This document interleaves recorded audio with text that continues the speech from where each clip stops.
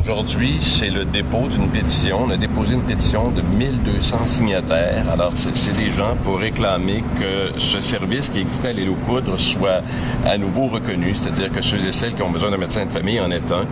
Et aujourd'hui, ce qui est symbolique et particulier, c'est qu'on a le médecin qui était le médecin de l'île aux Coudres qui a décidé de dire, au-delà de ça, mes patients, moi, je ne veux pas les abandonner. Je trouve ça très intéressant, très symbolique d'avoir un médecin qui, au-delà de sa pratique, vient défendre ses patients également en disant ça fait pas sens qu'il n'en ait pas là.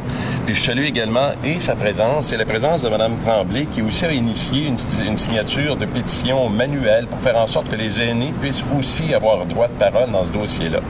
Alors, ce qu'on est en train de se dire, c'est qu'il y a 1200 personnes qui ont signé une pétition pour dire au gouvernement, vous devez agir. C'est pas pensable que des gens à l'île, des insulaires, soient obligés. Il faut comprendre la notion géographique de l'affaire. La problématique du traversier avec l'hiver qui arrive. Aujourd'hui, on porte foulard et mitaine. Ça veut dire que demain, le quotidien va changer pour les insulaires, pour les gens de l'île aux Coudres. L'aller-retour du traversier est moins fréquent.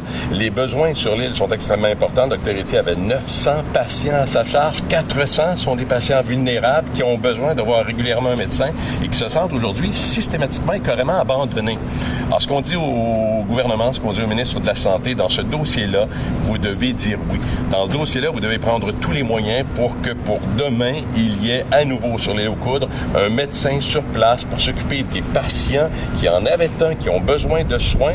Puis c'est pas vrai qu'au Québec, parce qu'on est insulaire, on sera patient orphelin à vie. Ça ne fait pas sens.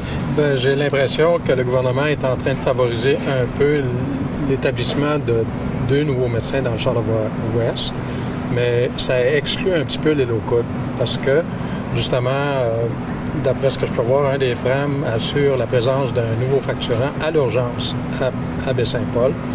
Et puis, un retour de région, il y a des difficultés. C'est quelqu'un qui retourne d'une région éloignée, mais pour rentrer dans une autre région, dans le fond, qui est un petit peu éloignée, c'est un problème. Le ministre, peut-être, aurait pu faire en sorte pour désigner, justement, qu'il y ait une ouverture pour l'île aux Coudres, spécifiquement. Et puis, c'est ce qui n'a pas été fait.